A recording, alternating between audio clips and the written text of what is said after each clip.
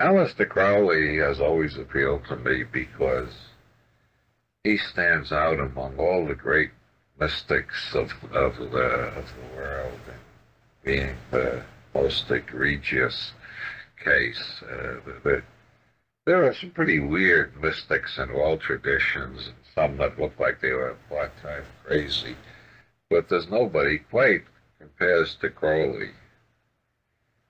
Mary D'Este Sturgis, who was Crowley's mistress around 1911 and wrote the introduction to his book Four, she said other religious leaders say, believe me. Crowley says, don't believe me.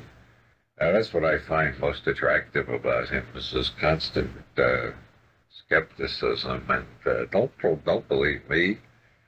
Try the exercises and find out for yourself. He studied most of the schools of consciousness alteration that existed in his time.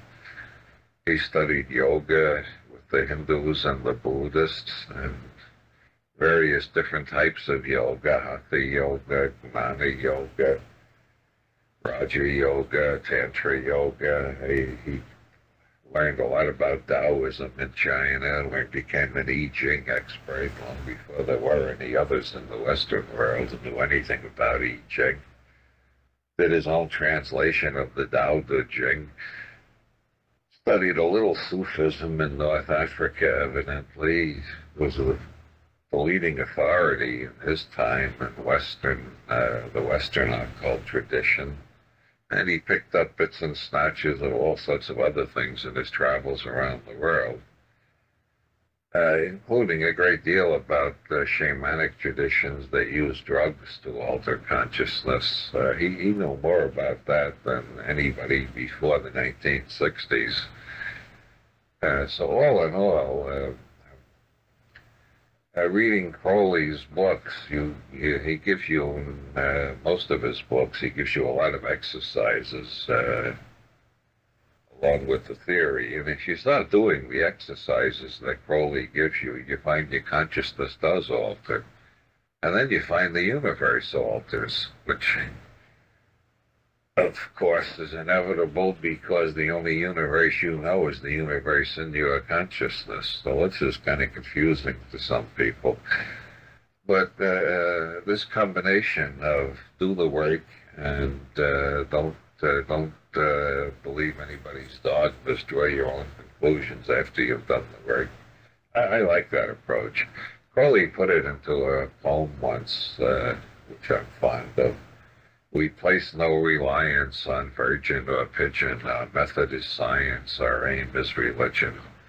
I think that's a terrific approach, especially when you look around at so many things that are called New Age that are so gullible and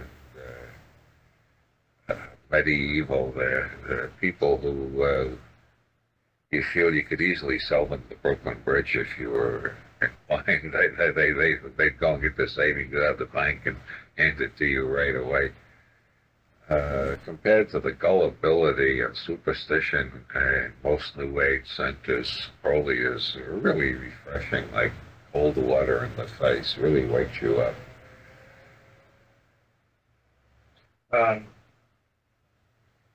What about some of the stories of like him smashing a glass by looking at it, the Oxford demonstration, and then the stories I've read about the psychic war that carried on with S.L. McGregor Mathers? Is that correct? The guy's, am I getting his name correct? There's a lot of interesting stories about Crowley, and I don't think there is yet a really good biography of Crowley. They're all biased. Most of them are biased against him. His enemies got into print before his friends. There are several books that portray Crowley as a raving monster and demented maniac, sadist, and whatnot. And then his friends or admirers started writing biographies that are equally prejudiced and try to portray him as the magus of the new aeon, the utterer of the word of the law, which will transform the whole planet to higher consciousness sometime in the very near future. We're supposed to have entered, according to the Orthodox Crowleyans, we're supposed to have entered the Aeon of Horus in 1904. And if you ask what is the evidence, well, the world certainly has gotten a lot weirder since 1904. When the Aeon of Horus fully manifests itself is an open question. Is it going to take 500 years, or is it going to happen in 2012 like everybody else's prophecies? Well, I don't know. But meanwhile, we've got all this literature about Crowley, some of it absolutely incredible. One of the most widely published stories about Crowley is the time he and his son McGregor went into a hotel room in Paris and drew a pentagram and invoked the devil. And in the morning, McGregor was found dead of a heart attack, and Crowley was off his head and had to spend 6 months in a mental hospital and never quite regained his intellectual faculties. That story has appeared in quite a few books. The fascinating thing about it is it first appeared in a work of fiction, a novel by Dennis Wheatley. Dennis Wheatley was the head of the Double Cross Bureau of English Intelligence. Crowley was a part-time employee of MI5. Each one of them seemed to have been highly suspicious of the other. Wheatley had a tendency to believe that any conspiracy he wasn't supervising personally was the work of the devil. And, well, the Double Cross Bureau had some real weirdos in it anyway. Besides Wheatley, Ian Fleming worked in the Double Cross Bureau. You see what kind of rich fantasy life he had when you read the James Bond novels. And Alan Turing, who invented the Turing machine problem, also worked there. Anyway, Wheatley's invention in the novel called For the Devil a Bride, about Crowley and his son invoking the devil. There are lots of weaknesses in this story. For instance, Crowley never spent any time in a mental hospital in France. And for another thing, his son McGregor never showed any interest in magic or in Crowley's occult studies. And for a third thing, Crowley didn't die of a heart attack in a hotel room in Paris. And the most clinching argument of all is there never was a son named McGregor Crowley. The whole thing was made up out of whole cloth. There's not one fact in that. Now, that's typical of a lot of the legends about Crowley. Once you start examining them, you find out that they were created either by Crowley out of his wicked sense of humor or by his enemies out of their total lack of humor. And it's very hard to find out what to believe. I didn't. It took me a long time to decide whether or not to believe he worked for English intelligence, but the evidence has accumulated enough that I believe that. Although it sounds like something he might have invented, he did invent some pretty tall tales about himself. The English Intelligence Service, that was what, prior to and during World War II? It was during World War II. Crowley evidently worked in the propaganda division. Among other things, he proposed the sign that's identified with Winston Churchill, the V for Victory sign, which is invoking the powers of Set, the Egyptian donkey-headed deity that Crowley regarded as a good mischievous spirit to set against your enemies. Crowley did various other things for English intelligence. All the details are far from clear.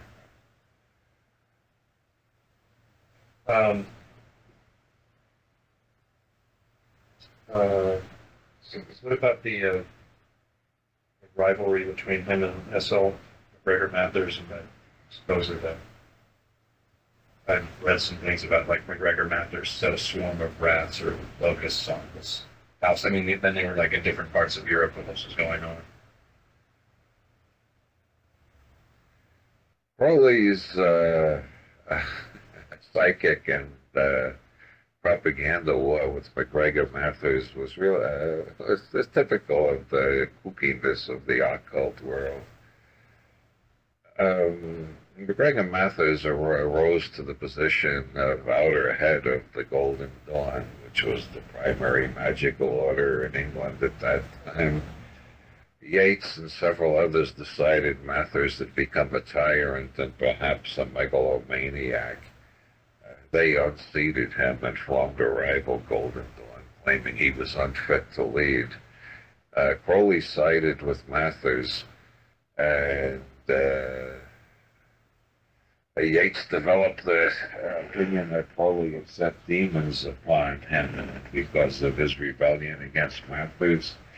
Then Crowley and Mathers had a quarrel. They each accused the other of setting demons upon them. But they finally got to court because Crowley, in his magazine Equinox, started publishing all the secret rituals of the Golden Dawn. He announced that the secret chiefs had authorized him to do this. This is the kind of thing that cannot be judged in the court of law because the secret chiefs do not take the form in space-time where they can testify in the courtroom. The secret chiefs exist only where the square root of -1 exists, the White Rabbit of Alice in Wonderland. You got to be in a special state to contact the secret chiefs, and no court is quite equipped to do it. So if one guy says the secret chiefs told me this, and somebody else said the secret chiefs told me the opposite, there's no evidential way of judging between them. You just decide which one you think is crazier than the other. Anyway, Crowley claimed the secret chiefs authorized him to publish these rituals. Mathers tried to stop it. The trial turned into all sorts of irrelevant issues, such as whether Mathers had or had not alleged that he was the reincarnation of King Charles I, which Mathers didn't want to answer on the witness stand for fear of prejudicing the jury, but was compelled to admit he had at times claimed to be the reincarnation of Charles I. There wasn't Charles II like him. And there were various innuendos about Crowley's sex life, which Crowley enjoyed very much, although most of the other people did not enjoy it.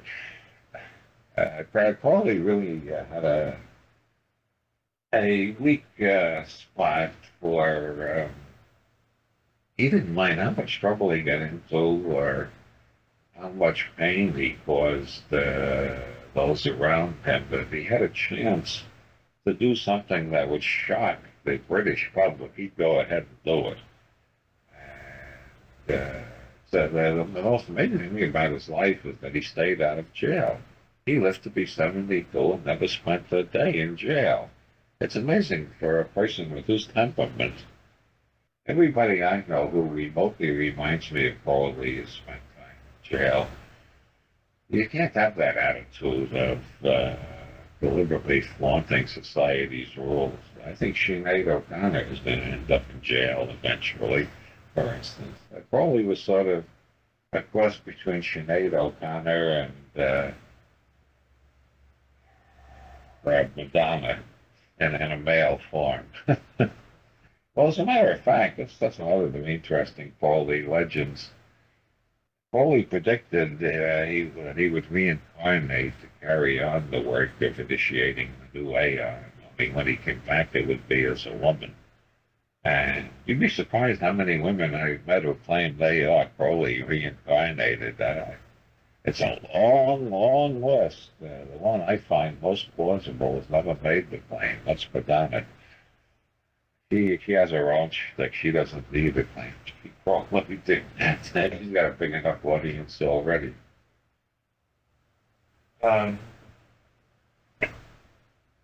What what other legends of, I don't know how to describe these events. I don't want to say supernatural, but what other legends are there around Crowley besides the glass smashing demonstration? I think that is that at Oxford? The most fascinating to me of the occult side of Crowley, there's many sides to Crowley. You can look at Crowley entirely as a linguistic philosopher in the tradition of Wittgenstein, and went even further than Wittgenstein. There's a book called Portable Darkness, an anthology of Crowley's writings, which the editor pretty much interprets Crowley as a linguistic philosopher chiefly and makes everything else secondary. But if you do want to look into, there's many ways of looking at Crowley. I like to look at him as a scientist in the consciousness alteration field, a pioneer, a forerunner of Tim Leary and Stan Groff and John Lilly and all the great consciousness researchers of the last 30 years. Crowley was 50 years ahead of everybody else. But on the occult side, the most fascinating thing is the Book of the Law, which Crowley was, first of all, one of the most notorious practical jokers of his time. He was responsible for numerous hoaxes. It's very difficult to tell when he's kidding and when he's serious. His books are all written. That's part of his way of keeping you on the qui-vive, making it arousing curiosity so you will try the experiments, and also keeping you from just accepting things as dogma. He's constantly playing games in his style. Is this serious or is this another of his jokes? And he did perform some outstanding hoaxes. One of the most famous was the Hail Mary hoax, which was a book of hymns to the Blessed Virgin, allegedly written by a nun. It turned out to be written by Aleister Crowley. And he explained after the hoax was revealed that he wrote the poems to Isis, but he thought since the Virgin Mary is just the modern version of Isis, it could be just as easily presented that way and would have a bigger audience. And there were lots of fascinating hoaxes that he was involved in. And then there's the Book of the Law, which is allegedly a communication from higher intelligence about which Crowley was very cryptic. He said he got it from his holy guardian angel. He told one disciple, the holy guardian angel is not in any sense your higher self, like in theosophy and a lot of occult movements. It's a separate being of much higher intelligence than a human. He told another disciple the holy guardian angel was just a metaphor for your own unconscious. So he directly contradicted himself depending on who he was talking to.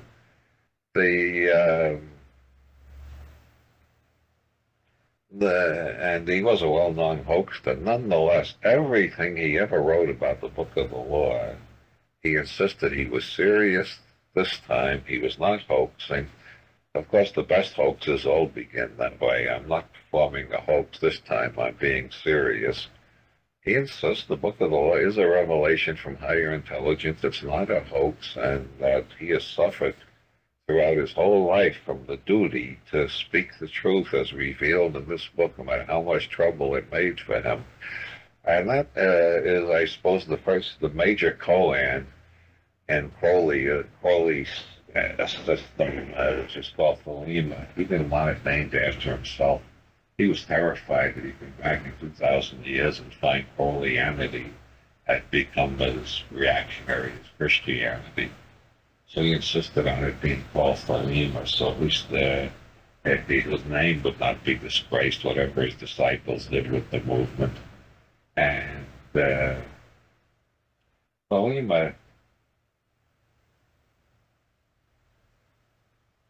stop a minute. You can edit this. Okay. In the Thelemic system, there are koans, just as in Zen Buddhism.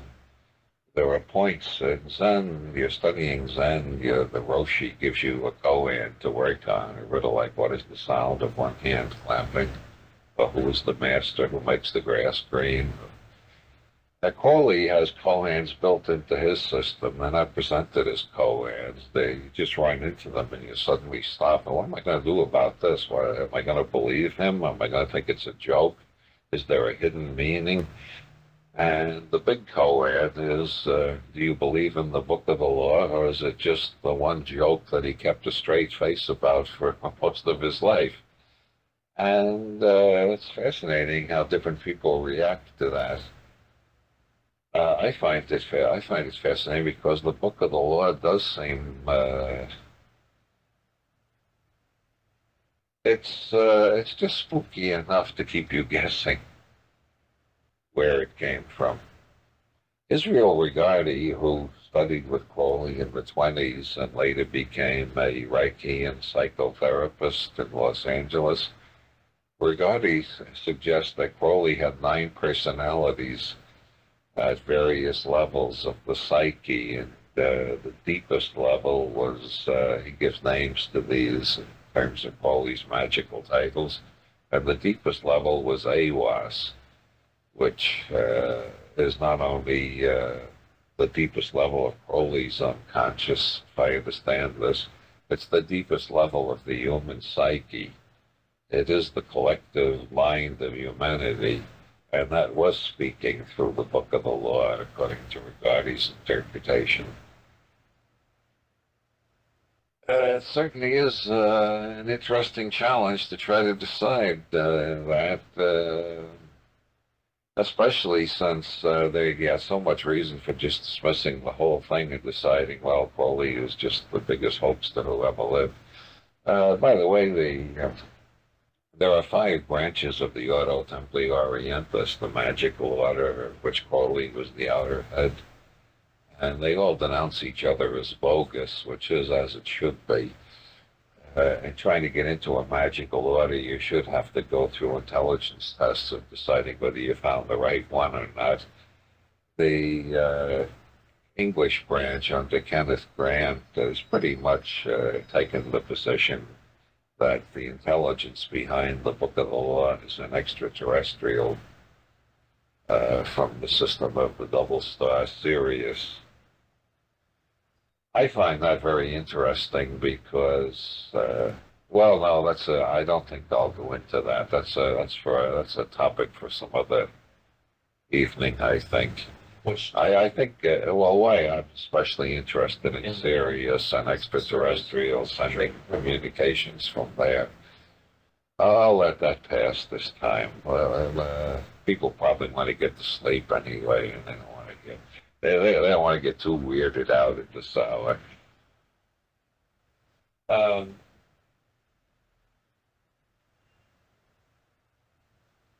What about the Book of Lies? There's several musicians, recording artists that are into Crowley. I'm digressing a bit. Daryl Hall, I think, is a member of the Golden Dawn. I saw one of the members of a group ministry saying that you should read the Book of Lies, that it'll change your life. How do you compare that with the Book of the Law?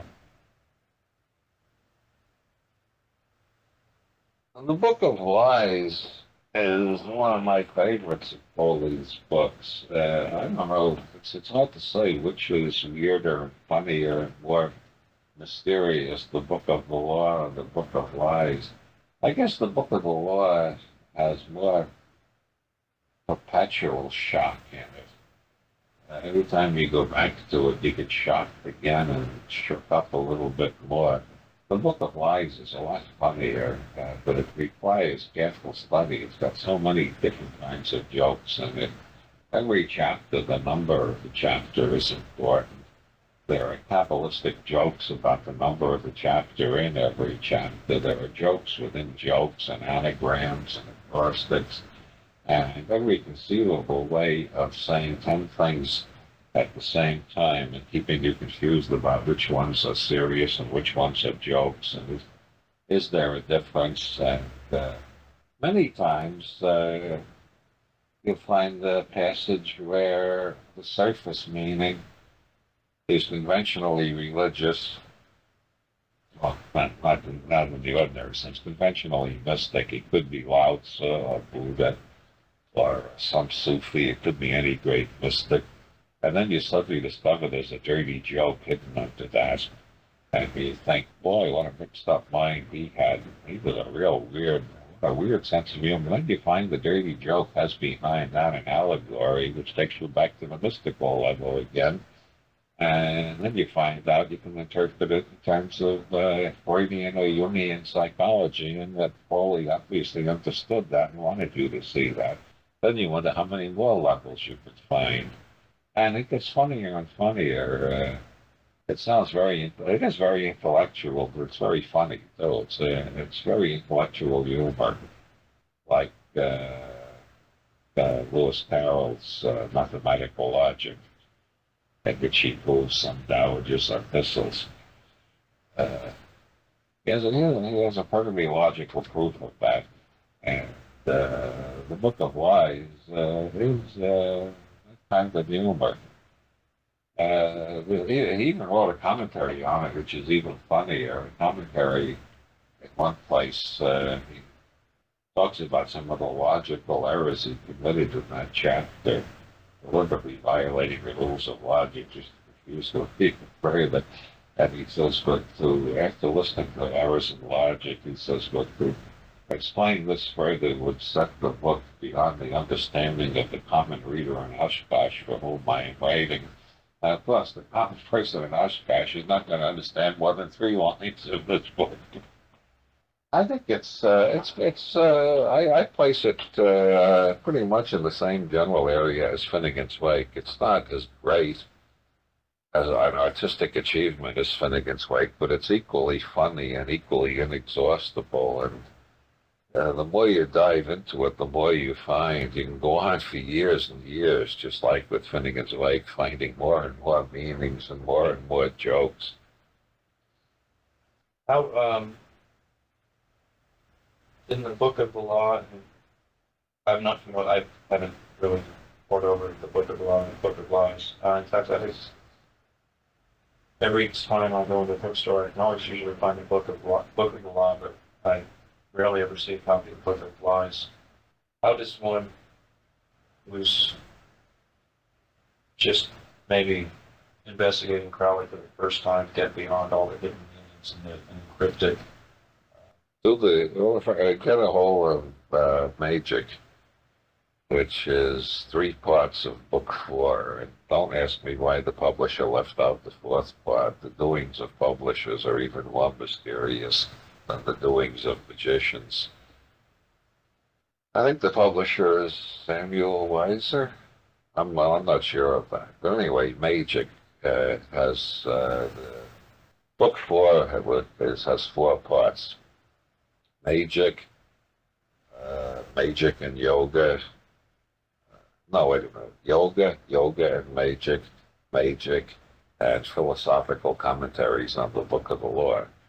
And the book called Magic consists of the first 3.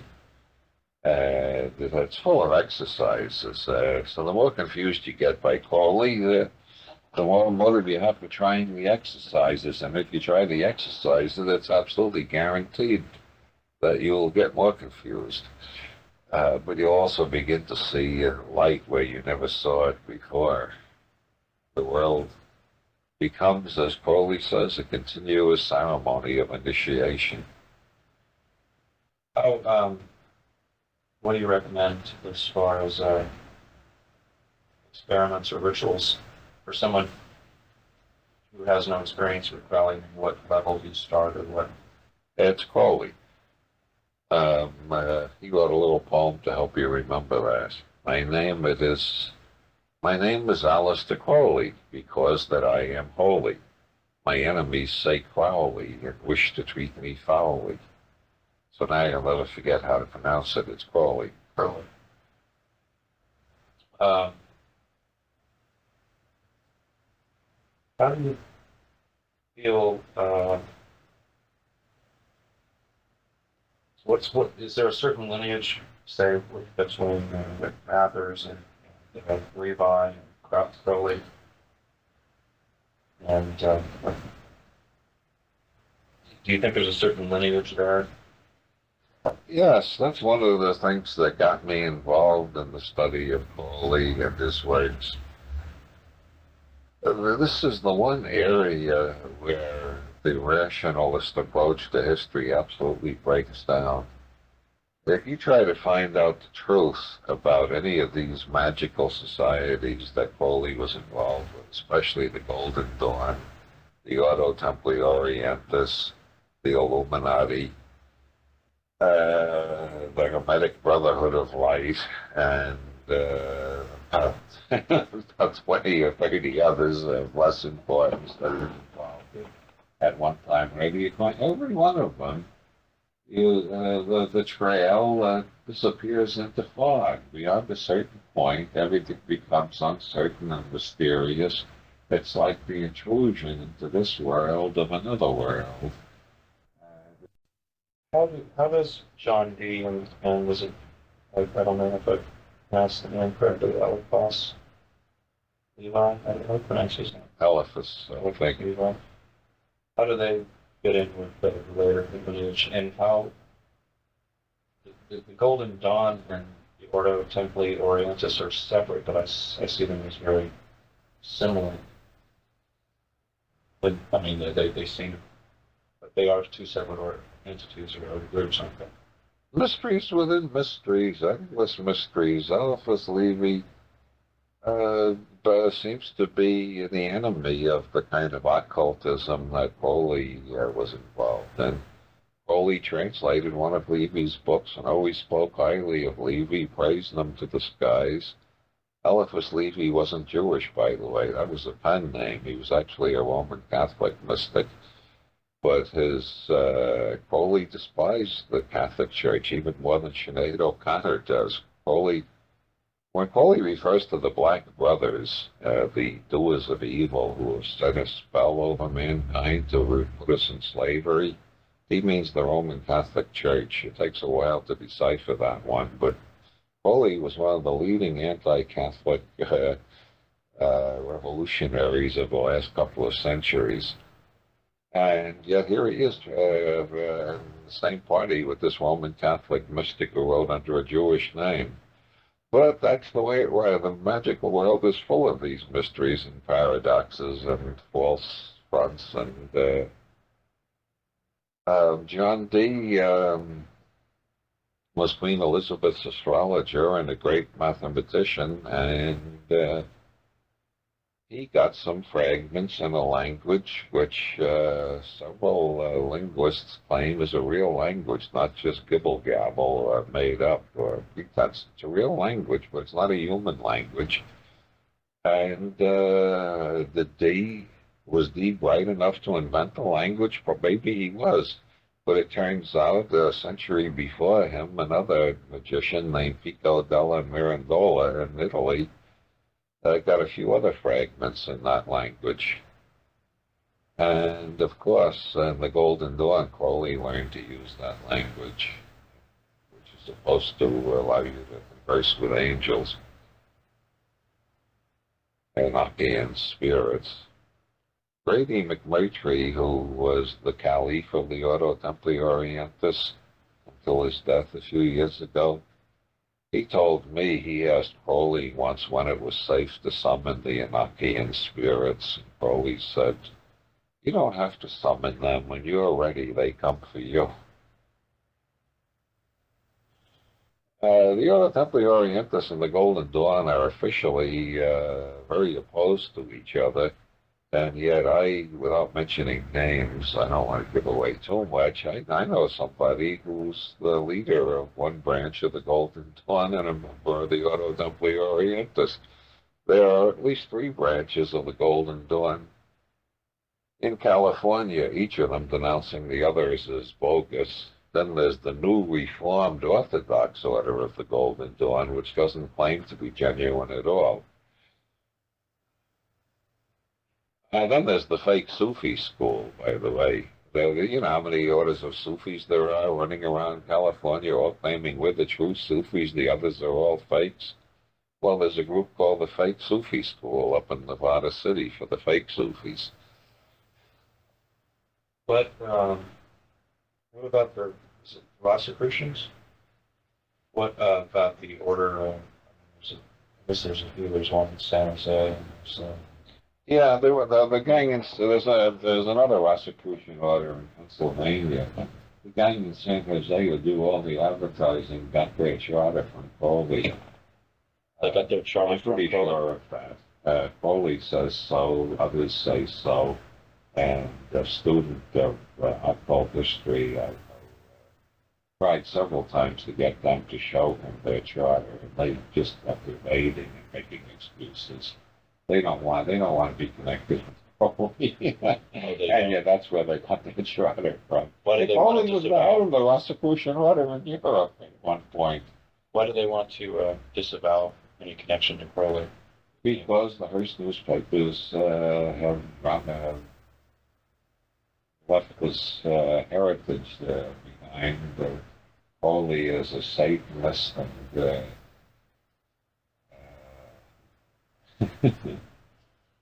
very evil person in general. But along with, I guess, with the John Bull in England calling him the wickedest man in the world or something. I thought Crowley invented that himself. Wickedest man in the world. When he takes the name, or when did he take the number 666? And was that just kind of a rebellious kind of reaction to his? It's another mysterious thing.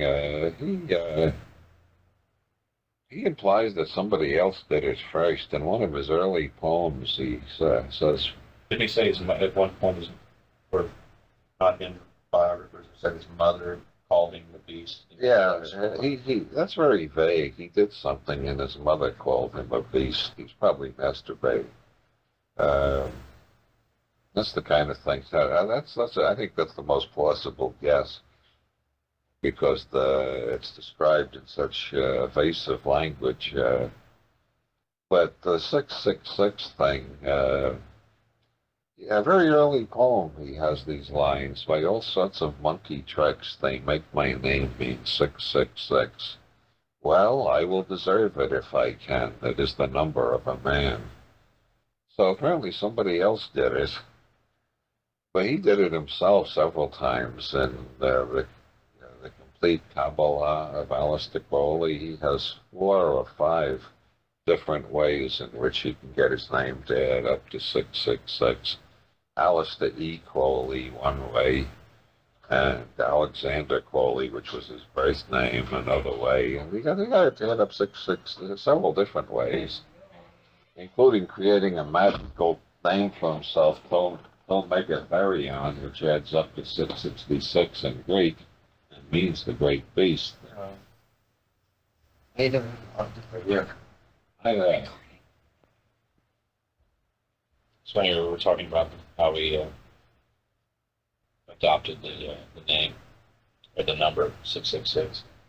Yes, then the 666 appears as a number of evil in the Book of Revelations of St. John, who apparently ate too many funny mushrooms on Patmos and had a lot of weird visions.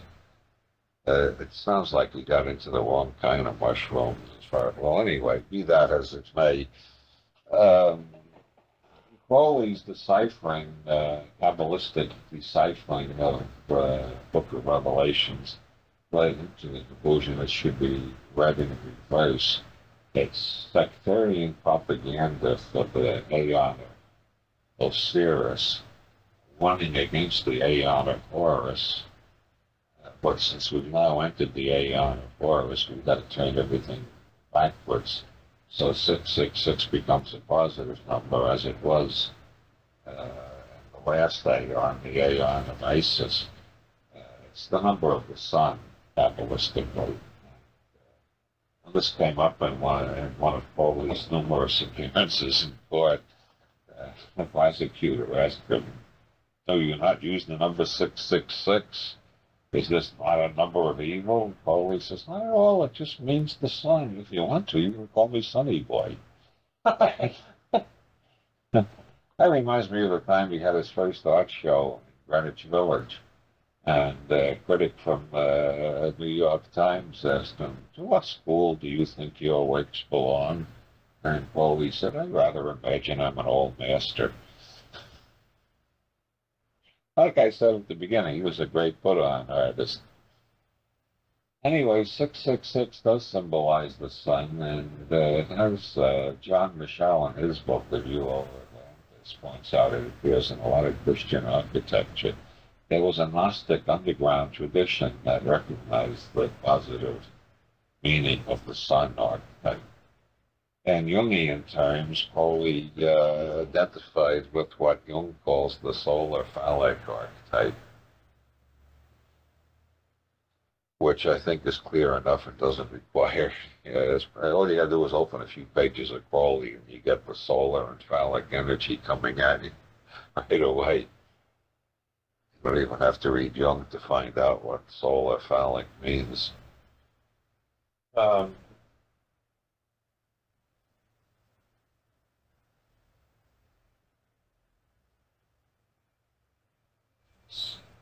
So the Rosicrucian Order in San Jose got their chart of Crowley, and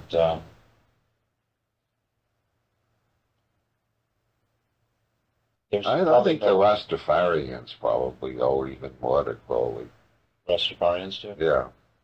I think their religion is a lot closer to Crowley's teachings than the Rosicrucian gang in San Jose. This I intend as high praise to the Rastafarians. They may not quite see it that way, and I hope they don't misunderstand me. There's probably, I guess, no way to really, if they even do exist, of proving whether any of the Rosicrucian orders are actually can trace their lineage back to the original. If they're really, there's even debate of whether Rosicrucians ever really existed at all, isn't there? Oh yes, there's one school of historians who believes that somebody, some person or persons, for unknown reasons, put out 3 pamphlets announcing the Rosicrucian order and then didn't do anything else to follow up on it, and it was all a big hoax. I don't know, people who can believe that, they're the kind of people who believe if you throw junk over the fence for 4 billion years, it'll turn into a 747 jumbo jet in operational order. How does alchemy and Kabbalah tie in with well, not all of these, but I mean, groups such as the Order of Temperate Orientalists and Golden Dawn and Rosicrucians? And does it tie with Masonry at all? Is that one of the main foundations of the That is such an enormous question. Masonry, Rosicrucianism, alchemy, Kabbalah, all related in a variety of ways, but disentangling them and explaining the historical connections and how it all happened is almost impossible because no two authorities agree, and there is, like I said, everything disappears into fog eventually. I decided at one point that the Masonry in the 18th century, which we know it existed then, there's a lot of debate how much further back we can trace it. I'm inclined to accept some of the evidence that we trace it back to the 17th century. And then it gets more and more debatable, but anyway, it was there in the 18th century. And I figured out the 32 degrees and the 33rd at the top being honorary. It corresponds to the tree of life well enough that there must have been Kabbalists in the creation of Masonry. And probably there are lots of other Masonic Kabbalistic elements in Masonry. But the 32 degrees weren't invented until Albert Pike in the 19th century, who was a Kabbalist, and he put a lot more Kabbalah in Masonry. So there was some Kabbalah in Masonry from the beginning, and then more got put in by Albert Pike, who incidentally said the star on the floor of every Masonic temple represents Sirius. That's an odd remark. But I mean, do you think that is the bulk of Masonry founded, or the bulk of Rosicrucianism founded on the Kabbalah? Is that, or are there other, what other elements are there to the Hermetic, what's called Hermetic thought, which was a combination of Gnosticism, Kabbalah, and alchemy, had an underground existence in Europe for about 1,000 years. Every time the Inquisition discovered any of it, they arrested everybody and burned them at the stake. But it still went on as an underground force, and it used various fronts, and among these fronts were the Rosicrucian movement and later Masonry. Then later, still in the 18th century, Masonry got taken over by, I think, I've been studying this a long time, so I have a right to an opinion, even though it's only an opinion. I can't claim to have the absolute truth. In the 18th century, it got taken over by a rationalistic group who used Masonry chiefly as a way of trying to end the religious wars that were tearing Europe apart and to establish the modern kind of democratic state in which there is no established religion. You might say the most enduring product of Freemasonry is the First Amendment to the American Constitution, which says Congress shall establish no religion or prohibit the free exercise thereof, which leaves it up to everybody to decide what religion they want and doesn't allow anybody to go out with an army and try to destroy somebody else's religion. That is what Masonry mainly was involved in throughout the 18th century, and they finally succeeded. By the early 19th century, that was the generally accepted idea of civilized countries. You still find the older idea that the true religion should destroy all the false ones in backward and barbarous places like the Mideast or Northern Ireland. But in the civilized world, Masonry has triumphed. How does the Martinist order tie in with Masonry and Rosicrucianism? Is that affiliated or? The Martinists were involved in Hermetic practices, and they relate to the Golden Dawn, the Ordo Templi Orientis, and similar occult orders, and backwards to the Knights Templar, probably. They use the word Illuminati also, and sometimes get confused with the Bavarian Illuminati, which seems to have been more political. There was a lot. These things, we can separate them into categories, but in history they weren't always separated. They blended, came together, and parted again. And like Mozart's magic flute is a Masonic ritual disguised as an opera, which is pretty generally recognized, but buried underneath it, there's a political. There's a lot of propaganda against the monarchy and in favor of democracy, and there's also, according to some interpretations, there's a hidden plea in there to admit women to Freemasonry. In the magic flute? Yes. Each degree, I mean, there's 33 degrees. You said the 33rd is honorary. It's not. Is it separate from the other 32? Yeah, the 33rd is just given for being a Mason for a long time and doing something outstanding. It's given, for instance, to everybody who gets nominated. Every Mason who gets nominated for president gets elevated to the 33rd degree right away. Just by virtue of being nominated. Well, first they got to go through all the degrees they haven't gone through, but that can be done in a weekend. They have a special weekend crash course. Where you can go through 32 degrees or. Well, most people have reached at least the fourth degree.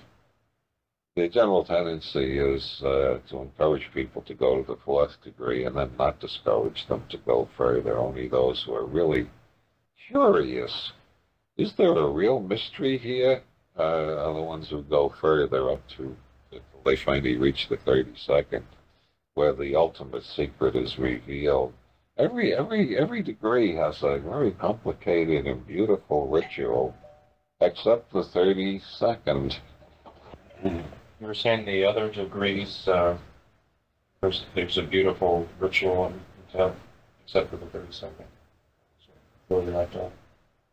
Yes, the rituals of Masonry are so beautiful and so intellectually coherent, teach such powerful moral and spiritual lessons in terms of such emotionally moving drama that you can't study the system without feeling there was genius at the highest level involved in the creation of Masonry. I'm not saying every Mason is a genius. A lot of them are. Well, the Masons that I have the greatest regard for will all spend most of their time bitching about why can't we get the right types anymore. Into the order. Yeah. I mean, you know, they used to get people like Beethoven and Mozart and Haydn and Voltaire and Benjamin Franklin and Thomas Jefferson and people like that. And, now who do they get? By the vice president in charge of loans at the local bank. Anyway, the 32nd degree, there's no ritual. The guy that comes into a room and there's a little screen and a chair in front of it, and he sits in the chair, and from behind the screen, somebody speaks to him, and a voice he recognizes, and tells him his happy things. And there's nothing dramatic about it at all. But it probably changes them for the rest of their lives. You say astounding things. How do you elaborate on that? Absolutely not. No. Let's just say that was among the many initiations Crowley went through. He went through many others. You said that. And Ceylon and India and North Africa and other places. You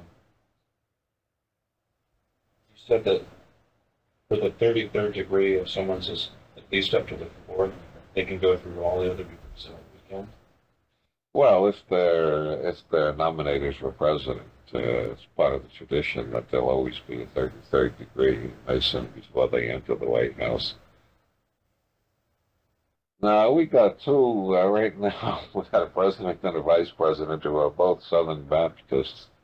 I would be willing to bet money that at least one of them is a Mason. I bet both of them are. Jesse Jackson's a Mason. Prince Hal Lodge. That's one of the things. Everything is less beautiful than it looks. Masonry could have been so beautiful and could still be, but it's been segregated a long time. They keep the black people in the Prince Hal lodges and the white people in the Scotch Rite lodges, and it's. Oh, I didn't know that. Yeah, and they don't let women in. Well, they do in some lodges, but the lodges that do are generally condemned by the United Grand Lodge, and Masonry still has a way to go. The rituals, the degrees are all the same. It's just that No, there are different. The Scotch Rite has the 32 degrees. The honorary, that's the biggest in the United States. The Grand Orient Lodge, I forget how many degrees they got. They are the ones that are continually getting into trouble politically every century. And the Order of Memphis and Mizraim actually has 97 degrees. Crowley got all 97 of them, but that was one of those, I almost said swindle. That was one of those magical, he gave all the Masonic degrees he was entitled to give to Theodore, what's his name, and return, that guy gave Crowley all the degrees up to the 97th in the order of Marcus and Mizra.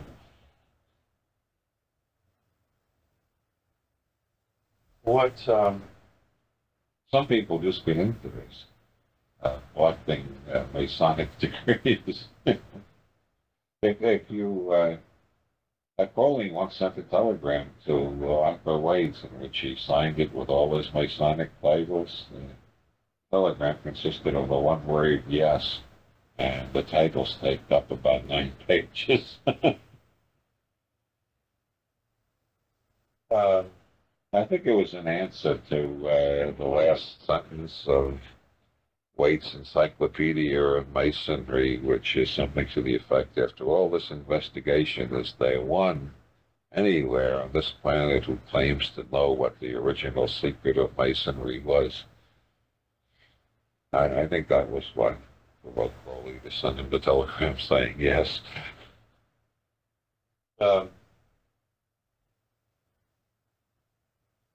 When people are, say, at a lower degree, are they aware of what the rituals or the initiations are for the degrees above them? Well, they can. They can they can find out if they want to, but it would be wiser for them not to. That is to say, you can go if you have the time and the patience. It doesn't take long. You hunt around, use bookstores, and you can find enough books on the secrets of Masonry revealed to find out what's going on. But if you're going through the initiations, it's better not to know. It's better if you, you never recapture the thrill of seeing Indiana Jones in the Temple of Doom or whatever the hell. You never recapture the thrill on the second or the third viewing, right? It's better to be surprised. Yeah. And it's better to be surprised in magic rituals than to know what's coming. It also biases, I suppose, your